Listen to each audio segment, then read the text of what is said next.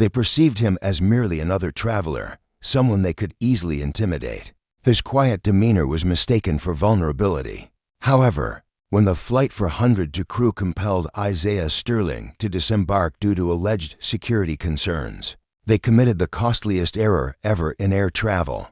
They failed to ascertain his identity or his connections. What they certainly hadn't anticipated was a single phone call that would not only halt the aircraft, but also lead to the airline's financial ruin. More than a tale of prejudice, this serves as a prime example of karmic retribution. Prepare yourself. The recirculated atmosphere within Horizon Air Flight 99's cabin, bound for London, was already oppressive, carrying a subtle scent of old coffee and disinfectant. Isaiah Sterling straightened the sleeves of his custom-made charcoal suit, gazing through the window from seat 1A. Fatigue weighed on him after an exhausting week of talks in New York. His sole desire was a glass of scotch, 6 hours of slumber, and to awaken at Heathrow. From his leather bag, he retrieved his noise-canceling earphones. He didn't resemble the usual first-class passengers on this particular flight path, typically comprising tech entrepreneurs in hooded sweatshirts or established wealth in cashmere. Isaiah stood 6 feet 3 inches tall, possessing broad shoulders and dark skin that appeared to absorb the cabin's stark illumination, sporting a well-groomed beard and wire-framed spectacles, which barely softened his commanding stare. "Pardon me," a voice cut in, sharp, fragile, and laden with distrust. Isaiah didn't immediately raise his head. He was messaging his assistant, confirming the collection arrangements. "Sir," I repeated, "pardon me." Isaiah put down his device and met her gaze. The purser stood above him. Her namatic identified her as Patricia. Her blonde hair was rigidly styled, and her smile failed to convey warmth in her eyes. A queue of passengers had formed behind her, causing a congestion point in the passageway. "Yes," Isaiah responded, his voice a deep, steady baritone. "Could I examine your boarding pass, if you please?" Patricia inquired. Her tone was not a polite query, but an imperative. Isaiah's brow furrowed a little. He had already presented his pass at the boarding gate. The cabin crew member at the entrance had already verified it. "I've presented it on 2 occasions already, but certainly." He accessed his phone, displayed the QR code, and extended it. Patricia did not scan it. Instead, she peered closely at the display, as though searching for evidence of falsification. "Seat 1A, she announced, her voice filled with disbelief. "Are you certain you didn't self-upgrade?" "Sir, system errors are quite common." "I purchased the ticket," Isaiah stated, his composure starting to wear thin. "Is there an issue?" "It's simply that Seat 1A is typically held for our esteemed global elite members," Patricia explained, lowering her voice to a confidential murmur. Her remark was audible to the occupants of the initial 3 rows. "Furthermore, this flight is completely booked. I must confirm this seat hasn't been assigned twice. It hasn't. I verified it on the application just 5 minutes ago." "Correct," Patricia affirmed. Standing upright, her gaze shifted beyond him to an elderly man in the aisle, clad in a tweed jacket and appearing agitated. "Mr. Halloway, my sincerest apologies for the hold-up. We're merely resolving a seating inconsistency." Isaiah's vision sharpened. He immediately grasped the situation. Mr. Halloway was the individual Patricia intended for Seat 1A. Isaiah represented the impediment. "There's no inconsistency," Isaiah declared, his tone becoming firm. "I am in my designated seat. Kindly allow me to get comfortable." Patricia's insincere grin disappeared. "Sir, I will need you to vacate the seat so we can confirm your documentation at the service desk. You are impeding the boarding procedure." "I can confirm them right here," Isaiah stated, tapping his phone, "or you can consult your passenger list. I will not be rising." A hush fell over the cabin.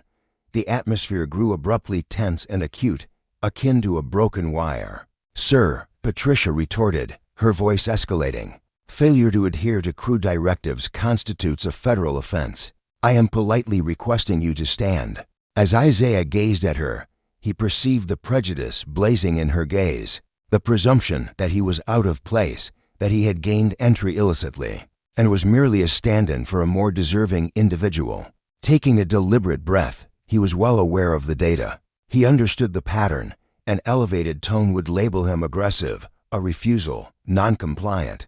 "Very well, I'll stand," Isaiah stated, looming over her. "Let's confirm."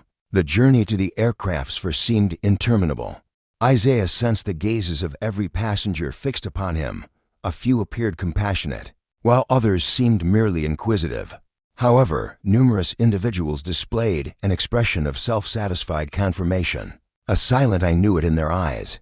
He emerged onto the jet bridge, the damp New York atmosphere enveloping him. Patricia trailed behind, accompanied by the harried gate agent, a man named Gary. "Gary, re-examine his ticket," Patricia commanded, her arms folded. "The system surely contains an error. Mr. Holloway holds diamond status. He is entitled to seat 1A. Gary rapidly entered data on the terminal console. Patricia, the computer indicates Isaiah Sterling, with the entire cost settled in cash. It's a legitimate reservation. Patricia's face crimsoned. That's unthinkable. Observe him. Does his appearance suggest he would have paid $15,000 for a single journey fare? Isaiah remained quietly by the wall, observing their interaction. He inserted his hand into his pocket. "Keep your hands clear," Patricia screamed, recoiling slightly. Isaiah paused abruptly, deliberately withdrawing his hand to display his iPhone. "I'm initiating a call," he stated icily. "Unless that, too, is prohibited by federal statute. You cannot initiate calls on the jet bridge if it disrupts operations," Gary faltered, visibly uneasy with Patricia's intensifying behavior, yet lacking the resolve to intervene. "I'm not causing disruption," Isaiah stated. "I'm addressing your issue." "The issue," Patricia cut in, pointing a well-kept digit at him, "is that you are creating a disturbance. You were antagonistic on the aircraft. You caused the other travelers to feel insecure." Isaiah gazed at her, utterly incredulous. "I uttered fewer than 10 words to you. Rather, it was your demeanor, your hostility." Patricia fabricated with ease. She addressed Gary. "I'm uneasy about traveling alongside him. Captain Miller will share that sentiment. We require his removal." Gary glanced from the legitimate ticket to the enraged flight attendant. A sigh escaped him. "Sir, understand this. Should the crew feel uneasy, I am unable to permit your re-entry. Your reservation can be changed to the subsequent flight. An economy seat is available on the 9:10 p.m. Masson service." "Are you removing me from the flight?" Isaiah inquired, his tone dangerously subdued. "This concerns safety," Patricia stated, her chin held high. "It's at the pilot's discretion." "All right," Isaiah responded. He refrained from arguing or shouting. He merely accessed his phone. "I wish to formally document that I am being refused entry, notwithstanding a legitimate first-class ticket, purely due to the flight attendant's unease." "Document anything you desire. Just retrieve your luggage," Patricia sneered, pivoting towards the aircraft. "Mr. Holloway awaits." Isaiah observed her vanishing into the plane's body. He gazed at Gary, saying, "You are committing an error." Gary replied, "I'm simply performing my duties, sir." Gary muttered, averting his gaze, "Your luggage is currently being removed from the aircraft." Isaiah gave a nod. He proceeded along the jet bridge, returning to the main terminal building. He located a secluded spot by the window, from which he could view the Boeing 707's nose. "Flight 99, he punched in a number. This was neither customer support nor a legal representative. He called a direct line that circumvented the main reception of a significant corporate office in London. "Sterling," a voice responded after 2 rings. The speaker had a rough British intonation. "Arthur Pendleton, Aerolease Global CEO." "Arthur," Isaiah stated, observing the ground staff carelessly throw his Louis Vuitton travel bag onto a baggage trolley, as if it were a mere sack. "There's an issue with the 707-300R, presently situated at JFK's Gate 42. Horizon Air, Flight 99. What's the trouble? What sort of difficulty? That aircraft belongs to us, doesn't it?" Arthur inquired. "Indeed it is," Isaiah confirmed. "I'm observing it presently. I was scheduled to be aboard, yet it seems I'm considered a security threat." "You," Arthur chuckled. "You are the dullest individual I'm acquainted with, Isaiah. What action did you take?" I rectified their grammar. The flight attendant disapproved of my appearance in first-class seat 1A. I was removed, and a Mr. Halloway was placed in my assigned seat. A chilling, perilous quiet settled on the phone line's opposite end. "Arthur," Isaiah proceeded, his tone suave yet laden with meaning. "I'm reviewing the leasing contract we prepared for Horizon during the previous year. Article 14, subsection B. The owner retains the authority to immediately immobilize any asset if a suspected violation of safety procedures or operational carelessness occurs, pending a complete inspection." I am familiar with that provision, Isaiah. You authored it. In my view, removing a traveler due to racial prejudice amounts to operational carelessness. Concerning staff instruction and accountability, do you not believe this exposes the asset to the danger of a substantial legal claim? As Aerolease's chief legal advisor and the main signer for the asset's conveyance, I recommend we lessen that hazard. "Are you intending to immobilize the aircraft?" Arthur inquired. "No," Isaiah replied, observing the airbridge pull away from the jet. "My intention is to reclaim the power plants." Arthur let out a dry, malicious laugh. "Those engines, the Rolls-Royce Trent 800s, are leased independently for that aircraft. We hold the documentation for them." "Precisely," Isaiah affirmed, "and the agreement specifies that should the renter breach the clause of good faith and equitable treatment, which discrimination undeniably falls under, we are entitled to retrieve the asset without delay." "Isaiah," Arthur stated, lowering his tone, 300 individuals are aboard that aircraft. They won't be departing regardless," Isaiah responded, "as I am about to withdraw the operational approval for those power units." "Place the call, Arthur. Inform Air Traffic Control that Flight 99's engines are no longer approved for use by Horizon Air, with immediate effect. You are a cruel individual, Sterling." "I am merely a traveler who did not match the expected criteria," Isaiah remarked. "Proceed." He ended the call. On the airfield below, the tow vehicle had just connected to the enormous aircraft's nose wheel. The power plants started to hum, preparing for their ignition sequence. Isaiah observed serenely. He glanced at his timepiece. Half a minute afterward, the engines abruptly powered down. The tow vehicle halted, and then the airbridge started to return to the aircraft. Isaiah offered a small, frigid grin. His pocketed phone vibrated. It was an alert from the Horizon Air application. Flight 99's status postponed. He pivoted and proceeded back to the boarding gate desk, where Gary was staring at his monitor, his complexion as pale as blank paper. "Is there an issue, Gary?" Isaiah inquired. Resting against the desk, Gary lifted his gaze, his eyes dilated with alarm. I'm unsure. Operations just contacted me. They informed me the power units have had their certification revoked." "That appears grave," Isaiah commented. "It sounds costly. And who might you be?" Gary murmured. "I informed you," Isaiah stated. "I'm the individual who purchased the ticket." The gate phone chimed, and Gary answered it, his hand trembling. "Gate 42, affirmative, affirmative, Captain Miller." "Pardon, who is this?" Gary's gaze shifted from Isaiah to the receiver. "Yes, Captain. He's present right now." Gary gulped. "Captain Miller wishes to converse with you." Isaiah made no move to accept the call. "Inform the captain that if he desires to speak with me, he may approach this location. I'm prohibited from boarding the aircraft. Recall, a safety hazard." The mood at Gate 42 transformed from ordinary tedium to intense alarm. Onlookers awaiting their subsequent flight were gazing intently. Gary, the airline gate representative, seemed as though he might lose consciousness. In an instant, the jet bridge's entrance swung open. Captain Robert Miller emerged with purpose, his cap held beneath his arm, his expression a facade of restrained rage. He was an individual accustomed to total command at high altitudes, his fur stripes serving as a symbol of his power. Patricia followed in his wake. Her self-satisfaction vanished. Her immaculate blonde coiffure appeared to tremble with apprehension. Her gaze flitted anxiously across the terminal. Miller fixed his attention on Isaiah, who was placidly reviewing his email on his mobile device. "You," Miller bellowed, halting mere feet from Isaiah. "Is this escapade you're doing?" Isaiah raised his head, deliberately slipping his phone back into his pocket.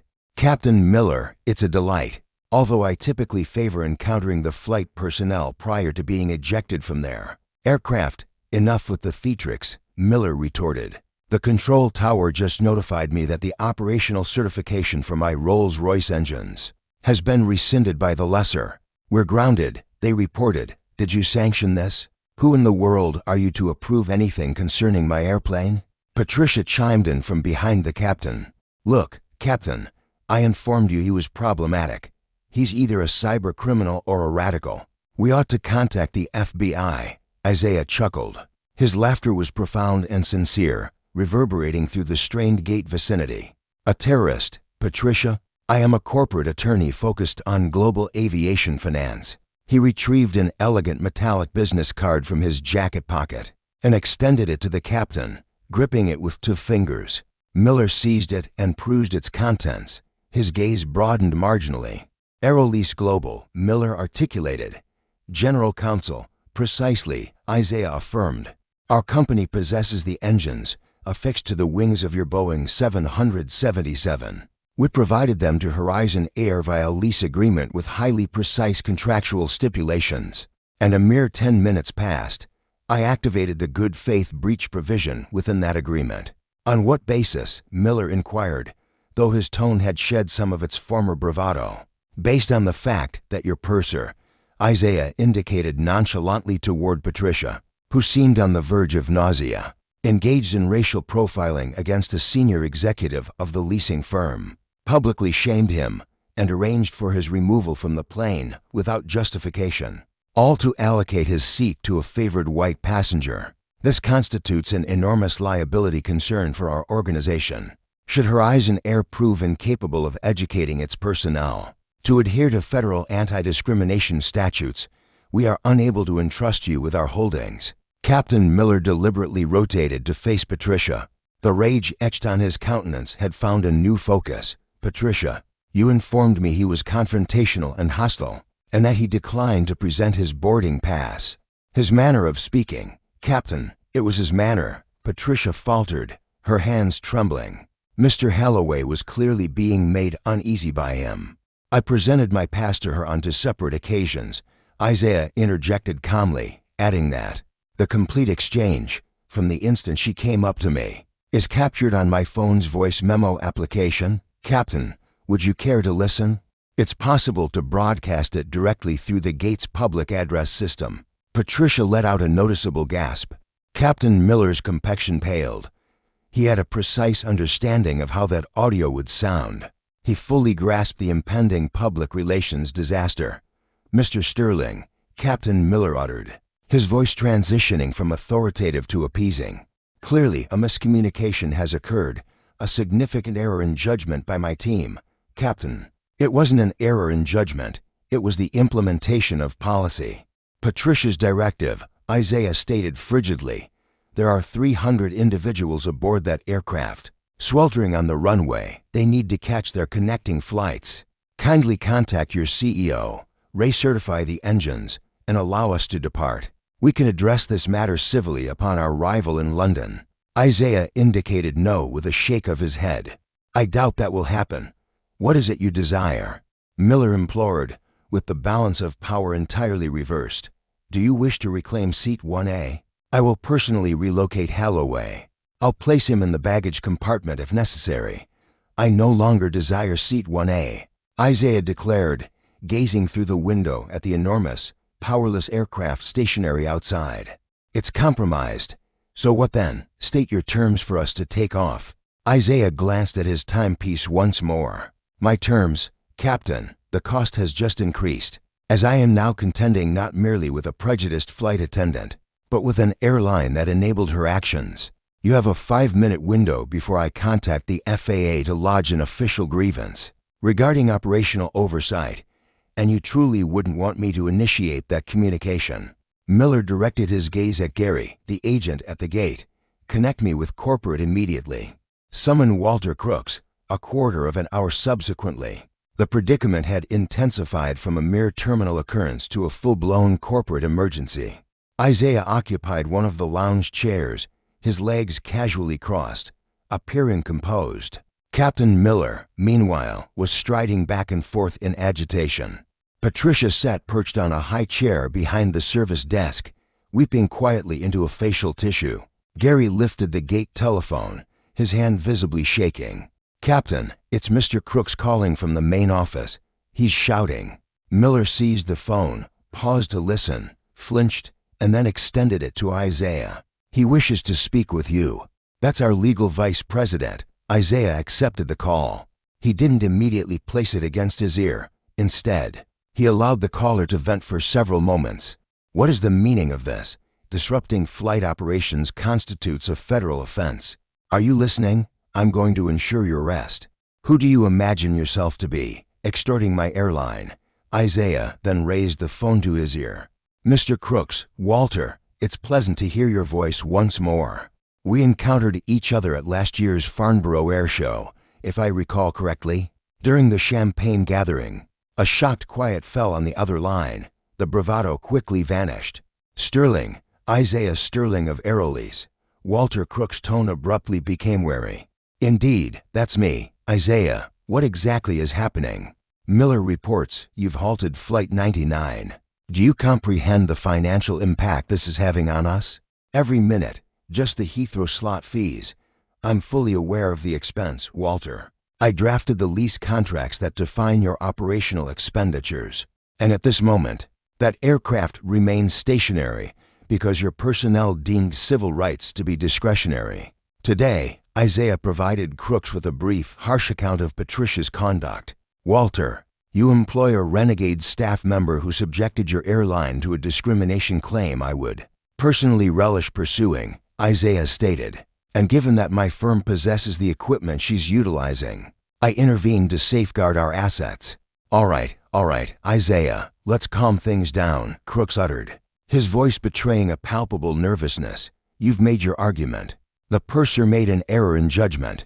We'll handle her internally. Simply allow the engines to start. We'll provide you with a first-class upgrade on any flight you desire for 12 months. We'll issue you a $50,000 voucher. Just permit the plane to depart." "Insufficient," Isaiah responded without hesitation. "What do you imply by insufficient?" "What I mean is, you're not paying attention, Walter. This isn't concerning a mere voucher. It's about dignity." Isaiah rose and moved towards the window, observing the aircraft. He could discern faces pressed against the plane's small windows, travelers pondering why the engines had ceased, why they remained motionless. The onboard air conditioning would soon falter, as the auxiliary power unit contended with the New York heat. "These are my conditions for allowing the aircraft to proceed," Isaiah declared, his tone unwavering and firm. "Conditions: you're keeping us captive. First condition," Isaiah went on, disregarding him. "Patricia, the flight attendant, must be taken off this flight right away. She will be suspended until a thorough inquiry is completed, and its findings will be provided to Aerolease." He glanced back at the desk. Patricia raised her gaze, her mascara streaking. Fear filled her eyes. "Agreed," Crooks stated at once. "She's removed. What's next?" "Second condition. Captain Miller is to address the passengers presently on the aircraft. He'll clarify that the holdup resulted from a staffing problem concerning crew misbehavior, linked to anti-discrimination policies, and he'll express regret for the disruption. You expect him to acknowledge fault via the public address system. Have you lost your mind? Our insurance providers will be furious." Crook yelled, "That's the second condition. Walter, accept it or reject it." A lengthy quiet ensued. Isaiah could perceive Crook's labored breathing. "All right," Crook grumbled. "Very well, he'll offer a general apology." "Third condition," Isaiah stated, propping himself against the window. "I demand Mr. Holloway be moved from seat 1A and returned to his initially designated seat. Furthermore, I insist that seat 1A stays unoccupied for the entire journey to London." "How come?" Crook inquired, perplexed. As a point of emphasis, Isaiah explained, "A reminder that you cannot simply replace individuals because they don't align with your preferred appearance. That particular seat belongs to me. I purchased it, and if I'm not occupying it, no one will. Understood? All right, we'll relocate Holloway. Is that all? May we depart now? Just one final matter. Walter, Isaiah uttered, revealing the most significant demand so far. What's next? Horizon Air presently rents 42 planes from Aerolease Global and its associated companies. That constitutes roughly 60% of your long-distance fleet. Indeed, I'm aware of the figures, Isaiah. By 9 a.m. GMT tomorrow, my London-based team will commence a comprehensive compliance review. For each of those leasing contracts, we intend to scrutinize every maintenance record, every crew instruction credential, and every safety procedure document from the past half-decade. Should we discover even a minor typographical error, we will also ground that aircraft. Isaiah, stop. You're unable to. That would severely damage us. That amounts to a declaration of hostilities. You initiated conflict when your staff member handled me, as if I were an offender before 100 individuals. Walter, you have until 9 a.m. tomorrow to persuade me that Horizon Air is an enterprise deserving of our collaboration. I recommend you begin composing a highly persuasive electronic message to my Chief Executive Officer, Arthur Pendleton. Isaiah ended the call. He faced Captain Miller, who was gazing at him with a blend of animosity and admiration. Your superior agreed to the conditions. Isaiah stated softly, remove Patricia from this aircraft. Have Holloway vacate my seat.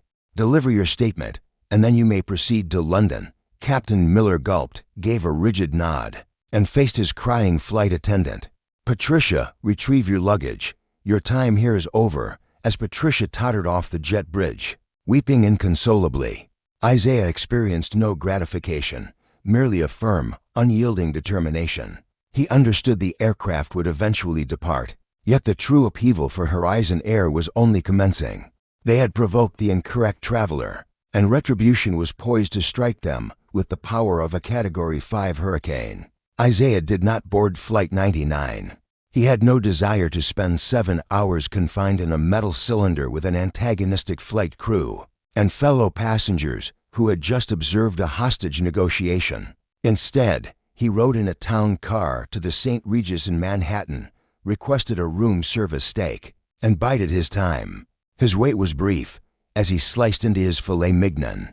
The internet was fiercely criticizing a passenger occupying seat 2A.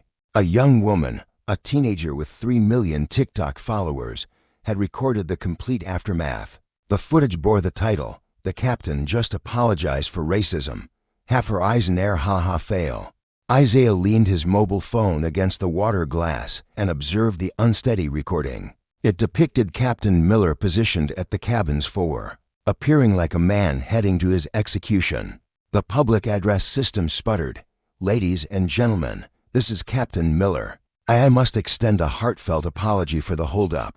We encountered a staffing problem concerning a significant error in judgment regarding our anti-discrimination policies. The involved crew member has been taken off the aircraft.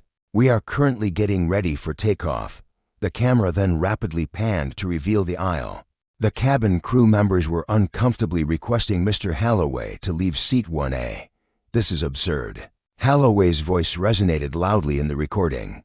He was a flushed-faced man wearing a tweed jacket, gripping a glass of scotch. "I received an upgrade. You cannot reassign me to business class. Are you aware of whom I represent? Sir, I beg you." A frightened junior flight attendant murmured. "We must maintain seat 1A as vacant. It is a condition of the arrangement to reactivate the engines." "Engines? What are you referring to? I am not relocating." "In that case, we will not depart, sir." The footage then showed Holloway furiously collecting his belongings, railing against affirmative action and woke absurdities. As the other travelers jeered at him, the concluding image displayed seat 1A, vacant, spotless, and eerily quiet as the aircraft moved on the runway. The recording garnered 6 million views within 2 hours. The remarks constituted a massacre on Travel Queen's page. "Hold on. They removed a man because he was black?"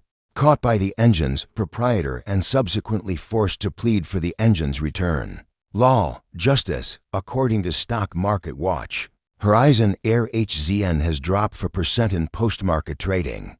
Someone will be dismissed at Legal Eagle. Who exactly is this traveler? He sounds like a suited John Wick. Part of the agreement to get the engines back on represents the most impressive display of power I've ever encountered. The phone belonging to Isaiah began to ring. This time, it wasn't Arthur calling. The number was unfamiliar to him, yet its area code indicated Atlanta, the worldwide base for Horizon Air. He allowed the call to go to his voicemail, but it continued to ring repeatedly.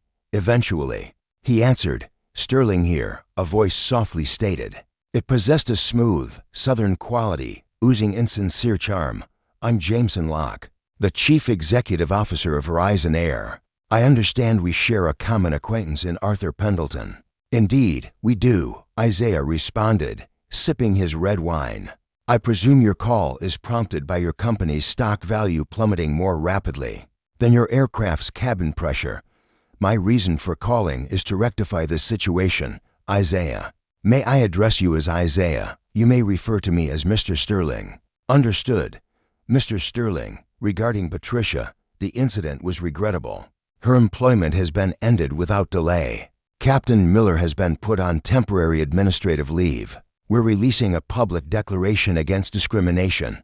We're fulfilling all your requests. You fulfilled all my requests to get the aircraft airborne.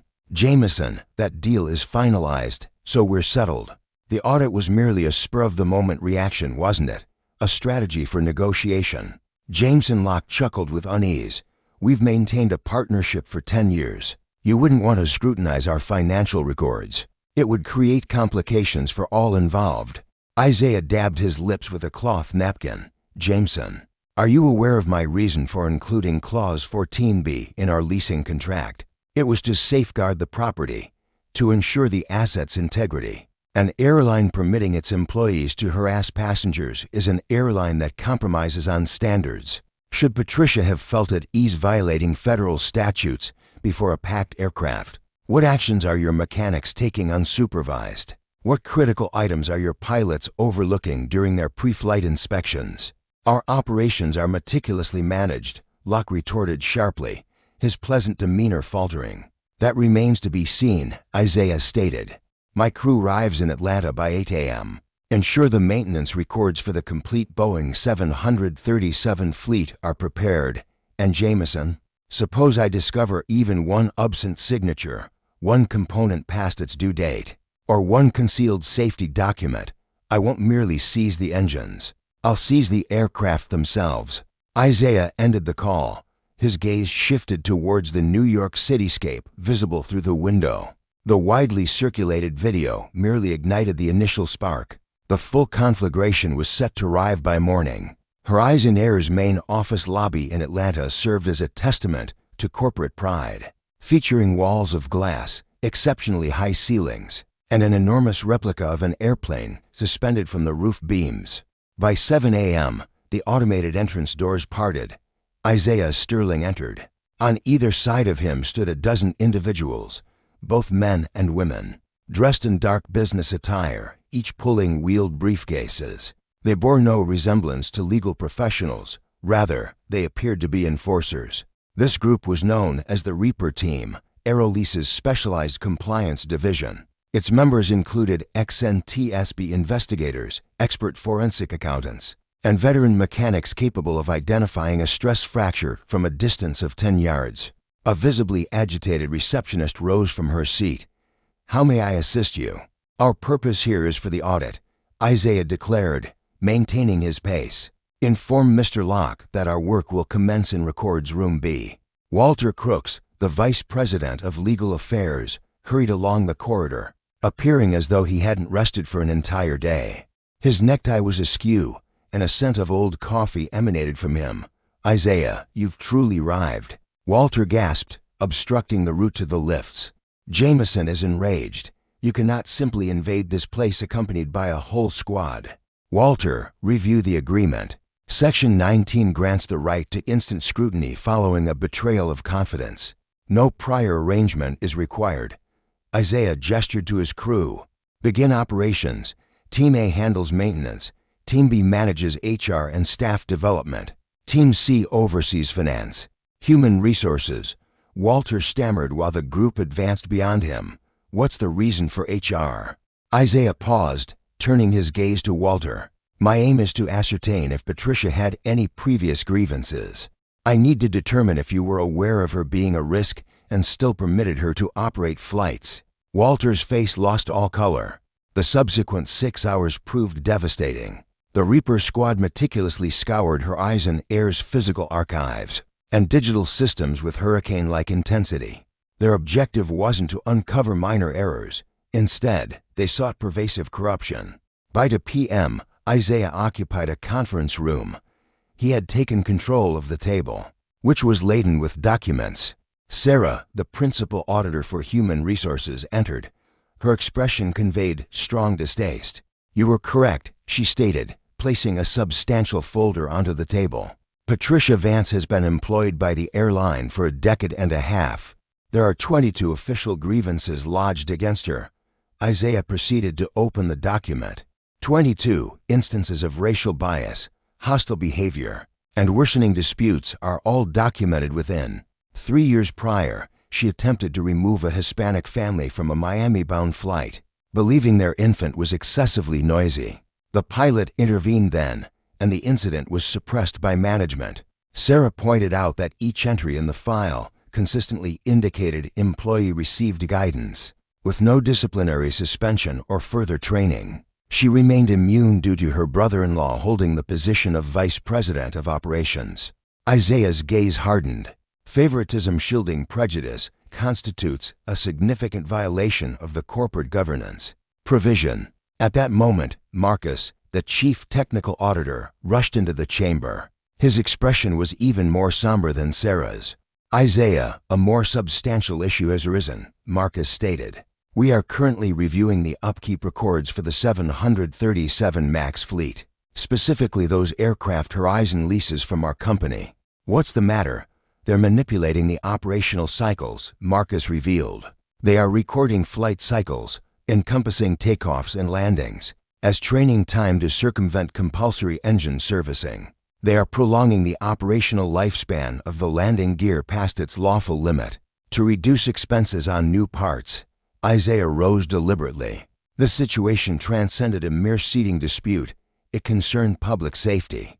This amounted to criminal deception. "How many aircraft?" Isaiah inquired. 12, Marcus responded.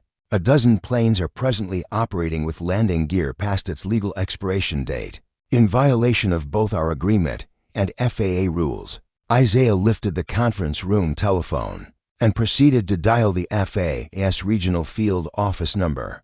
Walter Crooks burst into the chamber, drenched in sweat. "What have you discovered? Why are you using the phone?" Isaiah inquired, his tone eerily composed. "I am contacting the FAA to request an urgent grounding directive for a dozen of your planes. You are fabricating maintenance logs." No, you mustn't," Walter shrieked, lunging for the device that would financially ruin them. "Are you aware of the impact grounding 12 aircraft has on a flight schedule?" Isaiah forcefully struck the table with his hand, halting Walter instantly. "You ought to have considered that before allowing a prejudiced flight attendant to remove me from a plane. Walter, you believed you were merely intimidating a traveler. You failed to comprehend that you were instigating a forensic inquiry into your whole corrupt enterprise." "Isaiah, I implore you," Walter pleaded, genuine tears welling in his eyes. "We can resolve this. We'll compensate you. We'll pay whatever it takes." "This is no longer about financial compensation," Isaiah stated. "It concerns my inability to feel secure placing my loved ones aboard your aircraft. And if I lack that sense of security, no one will take flight." He placed the handset against his ear. "Hello, yes, this is Isaiah Sterling, the Chief Legal Officer for Aerolease Global. I must report a critical Level 1 safety breach concerning the immediate flight readiness of the Horizon Air fleet." While Isaiah spoke, he observed Walter Crooks slumping into a seat, burying his face in his hands. The severe repercussions had materialized. This was no mere reprimand, it was a devastating blow. However, the ultimate revelation was still pending. For as the auditors conducted their investigation, they uncovered an additional email. A message dispatched by the CEO, Jameson Locke, to the Vice President of Operations concerning the Patricia issue from 3 years prior. Isaiah gestured for Sarah to pass him the document. He perused it during his wait on the line with the FAA. The electronic mail stated, "Subject, regarding, grievance against P. Evans from Jameson Locke. Content, simply resolve it. She is kin. Should the travelers disapprove, inform them they are free to leave." Isaiah smirked. It was the grin of a hunter who had just trapped its quarry. Actually, Isaiah informed the FAA agent over the phone, "I possess further information to disclose. I hold proof of a high-level conspiracy to conceal safety breaches. I will also require the Department of Justice to join this call." Walter Crooks raised his gaze, his complexion ashen. He understood the implication. It was no longer merely about monetary penalties. It signified incarceration. A profound quiet filled the meeting room at Horizon Air's main office, interrupted solely by the air conditioning's drone and Walter Crooks' labored breaths. Isaiah Sterling stayed connected with the FAA, his tone composed, exact, and utterly destructive. He wasn't merely disclosing an infraction. He was systematically bringing down an entire organization. Indeed, Agent Reynolds, I presently hold internal communications verifying that the Chief Executive Officer, Jameson Locke, deliberately sanctioned the concealment of safety assessments concerning the 737 MAX fleet's landing gear. I'll wait. Isaiah lifted his gaze. Walter Crooks was openly weeping. It was not a composed lament. It was the uncontrolled sobbing of an individual witnessing his existence's boundaries constricting. "You've destroyed us, Walter," a voice murmured. "You truly have. It was a suicide, Walter." Isaiah clarified, muffling the phone. "This was a self-inflicted death. I've just endorsed the death certificate." The federal authorities' reaction was anything but understated. Within the realm of aviation, claims of fabricating upkeep logs are regarded with the identical gravity as a bomb scare. Less than 120 minutes after Isaiah's phone call, a procession of dark SUVs inundated the forecourt of Horizon Air's Atlanta main office. Staff members gazed through the expansive glass panels, bewildered. Subsequently, the entryways flew open. Not only was the FAA present, the FBI and the Department of Transportation's Inspector General's office were also there. They advanced in a tight formation, sporting jackets emblazoned with prominent yellow text.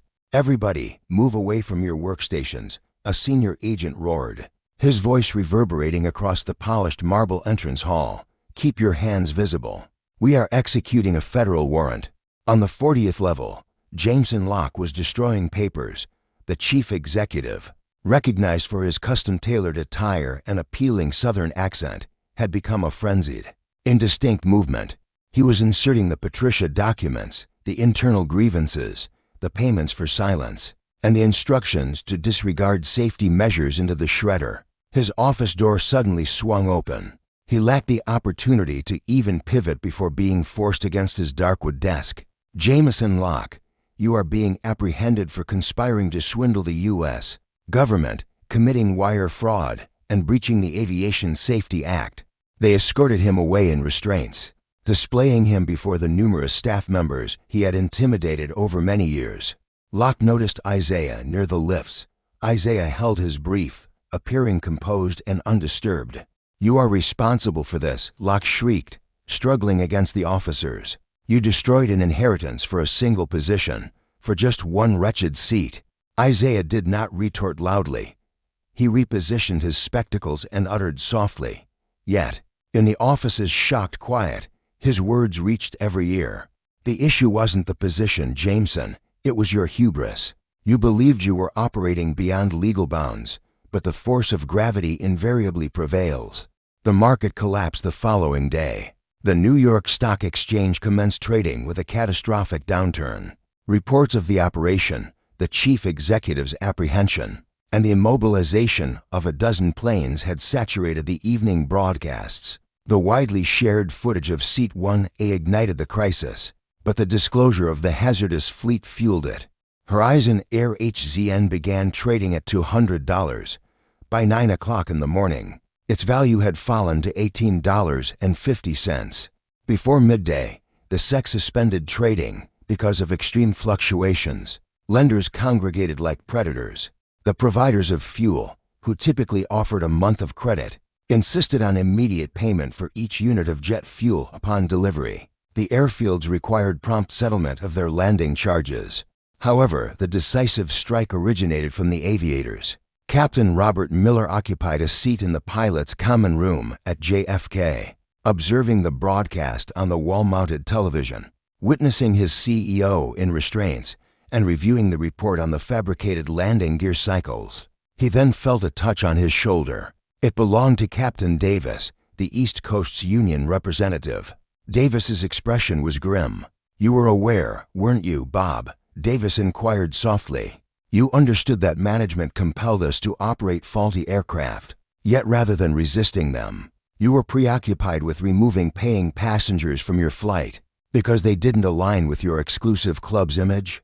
Miller faltered, the coffee mug shaking in his grip. "I adhered to procedure," Davis declared.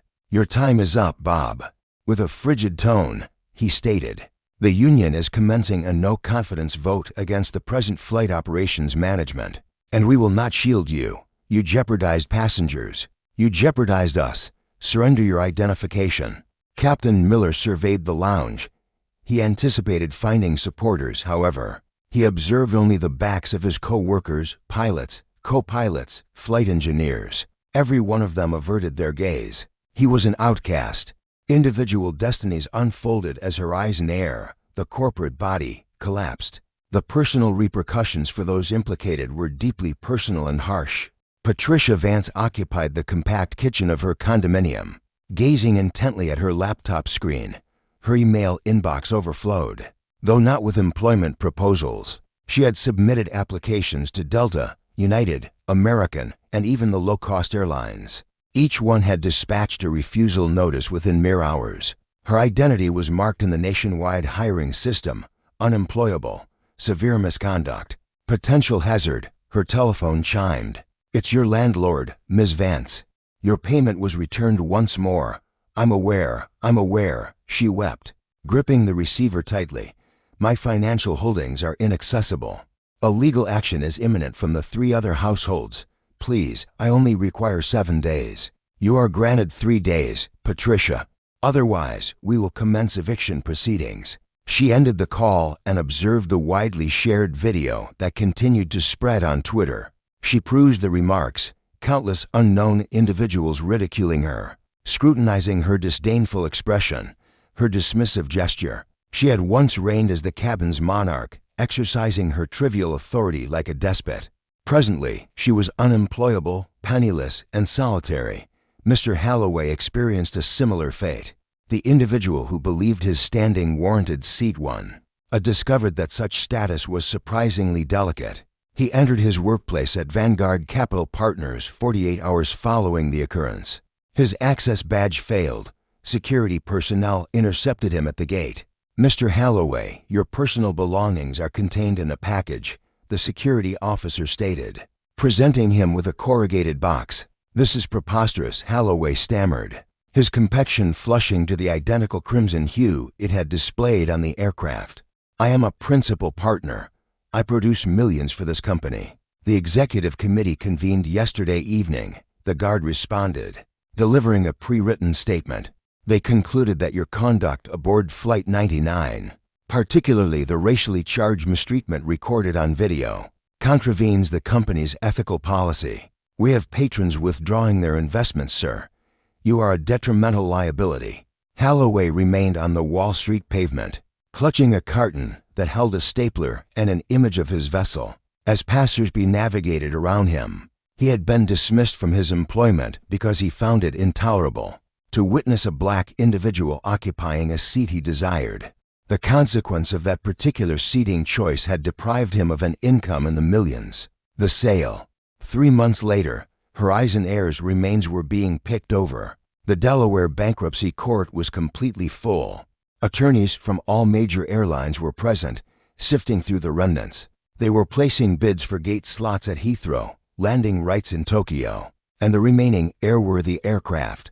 Isaiah Sterling occupied a seat in the back row, next to Arthur Pendleton, the CEO of Aero Lease Global. "They're selling for a pittance," Arthur whispered, observing the bidding on the European routes. 50 cents on the dollar. It's a clearance sale. Isaiah concurred. No one desires the brand. The Horizon name is toxic.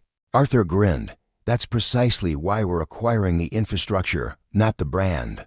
Arthur lifted his paddle. Aerolease Global offers for $100 million for the entire long-haul fleet, the Atlanta maintenance facility, and the JFK gate leases. A collective gasp filled the room.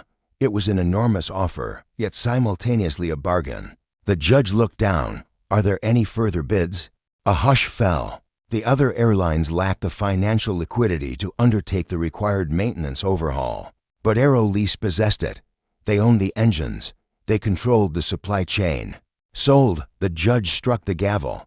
Isaiah looked at Arthur. We are now an airline. Truly, we are. Arthur stated, however, we require a new designation, one that implies transcending the past's impurities. Ascend. Isaiah responded instantly. Ascend Airways, I approve. Arthur gave a nod. And Isaiah, your role as legal counsel is over. I'm appointing you as Executive Vice President of Customer Experience. Revise the regulations. Ensure this situation is never repeated. 6 months following the incident that rattled the aviation sector, Isaiah Sterling returned to JFK Terminal 4, heading for Seat 1A. The transformation was complete. The dingy, frantic atmosphere of the old Horizon terminal had vanished. Ascend Airways' new signs appeared sleek, contemporary, and inviting. Yet the most profound alteration lay in the culture. As Isaiah approached the check-in counters, he observed no agitated agents shouting at passengers. He witnessed employees operating with intention and composure. He saw a varied group of gate agents, porters, and security personnel collaborating seamlessly. He made his way to the first-class counter. The agent, a young woman named Chloe, raised her gaze. She recognized him instantly. Mr. Sterling, she uttered, her smile authentic. Welcome back. It's been quite some time. Indeed, Chloe. What changes have occurred? She replied, lowering her voice confidentially. Improved.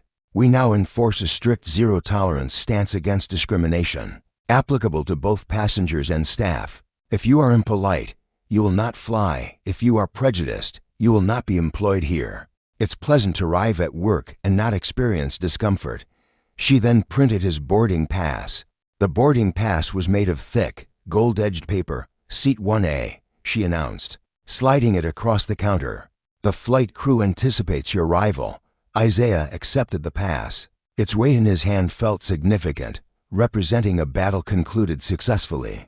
He traversed the terminal, passing the gate where Gary, who had retained his employment by testifying truthfully, offered him a respectful nod. He proceeded along the jet bridge, the aroma of aviation fuel and potential filling the air.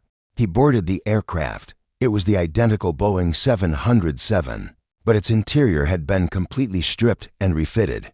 The confining gray was replaced by soothing blues and inviting wood tones. Standing at the entrance was the new purser, a man named David.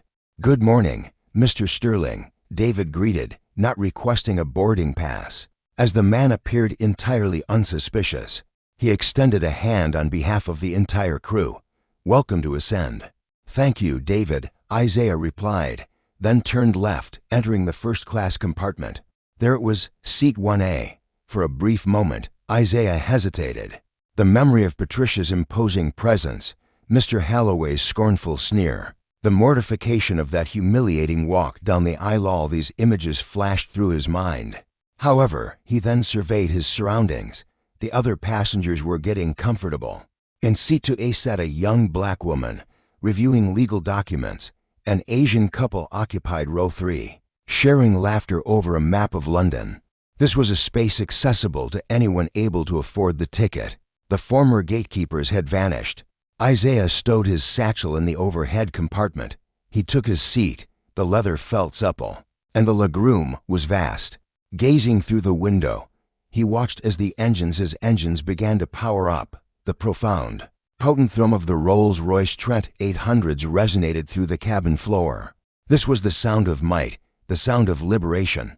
David then materialized, carrying a crystal glass filled with sparkling water.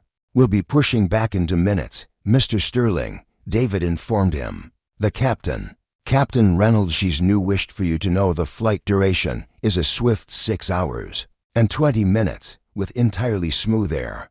Thank you, David, Isaiah responded, taking a drink of the water. He retrieved his phone and dispatched a brief message to Arthur Pendleton, airborne. The asset is functioning flawlessly. While the aircraft proceeded towards the runway, Isaiah leaned back in his seat. He shut his eyes, contemplating the audit, the raid, the insolvency, the handcuffed, shouting CEO, and the prejudiced purser Ben from aviation.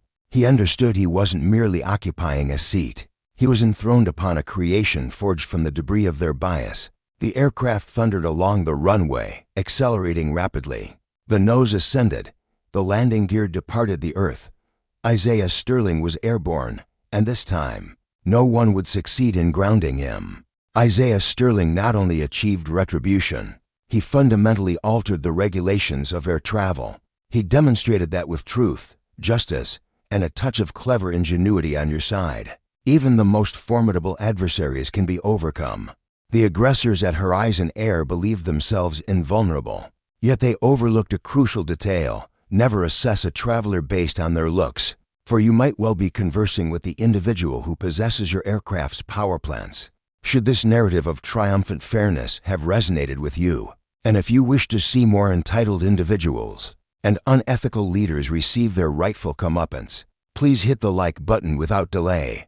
This action assists the algorithm in discovering such narratives. Ensure you subscribe and activate notifications to be among the first to learn of next week's epic story.